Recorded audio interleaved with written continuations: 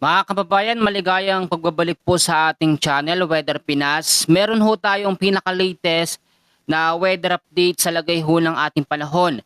Naglabas ho ang pag-asa ng panibagong tropical cyclone threat potential o banta ng bagyong posibleng pumasok sa ating Philippine Area of Responsibility sa mga susunod po na mga linggo.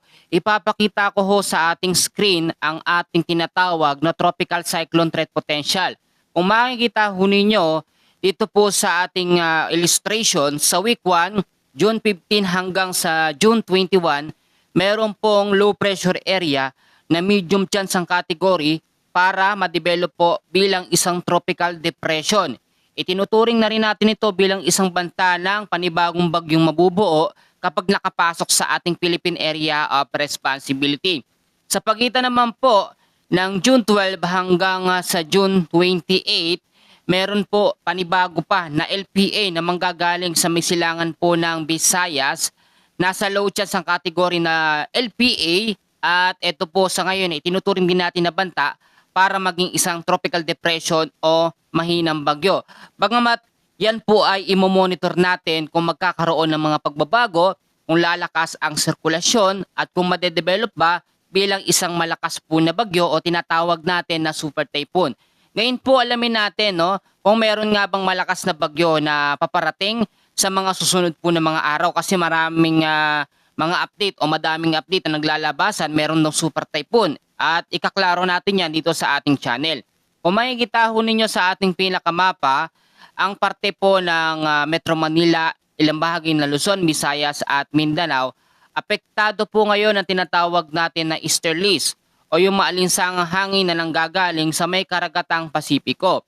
At makikita nyo mabuti yan, nandito po ang epekto ng easterlies. Pero yung mga nagtatanong po sa atin, ang easterlies hindi ibig sabihin nito ay tag-init. Ang easterlies po ay isang weather system na nagbibigay ng maalinsangang hangin sa malaking parte ho ng ating bansa. Ang habagat naman o southwest monsoon ay nasa monsoon break o pansamantalang pagkawala nito. Inaasahan sa mga susunod na mga araw ay babalik na rin ang epekto ng habagat o southwest monsoon dyan po sa may kanlurang bahagi ng ating bansa.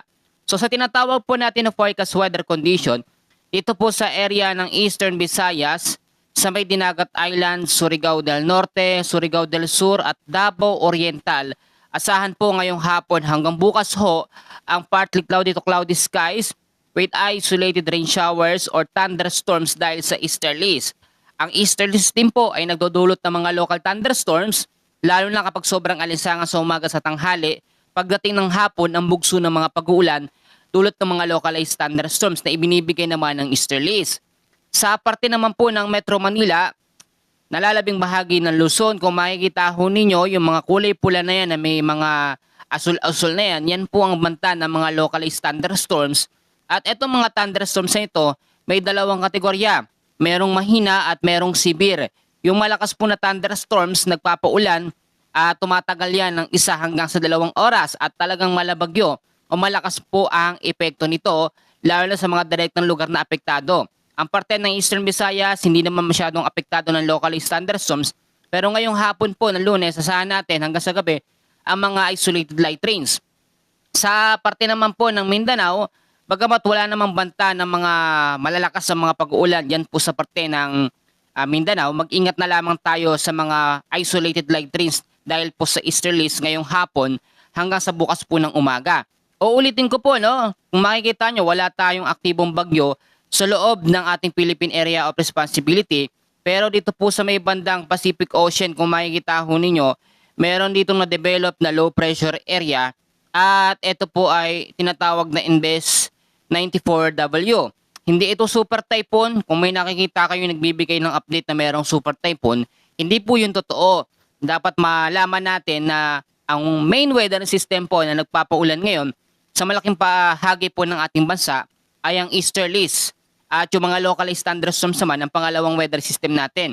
Ang mga local thunderstorms naman, kayang magpabaha sa mga low-lying areas. Kaya din magbigay ng mga landslide sa mga landslide-prone area kapag ka nagkaroon ng malawakan at mga malalakas po ng mga pag-uulan. So ngayong hapon hanggang gabi ho ng Lunes, asahan natin ang mga pag-uulan, yung mga Kuluga at Kidlat, And usually kapag ganitong nasa habagat season tayo ay napapadalas po ang mga pag-uulan. Kung mapapansin nyo, sobrang maalinsangan pa rin dahil po yan sa epekto ng easterlies. Ang easterlies hindi naman magtatagal, asahan by next day o sa mga susunod na mga araw simula ngayon ay mawawala ang epekto ng easterlies at mangingibabaw naman ang epekto ulit ng habagat o southwest monsoon. Ulitin natin, parte ng Metro Manila ngayong hapon hanggang sa gabi mag-ingat o maging handa sa banta ng mga thunderstorms dyan din sa Eastern Visayas at ilang bahagi po ng Mindanao. So sa ngayon, yan po muna ang ating pinaka-latest na update sa lagay ng ating panahon. Maraming salamat po sa inyong patuloy na pagsuporta.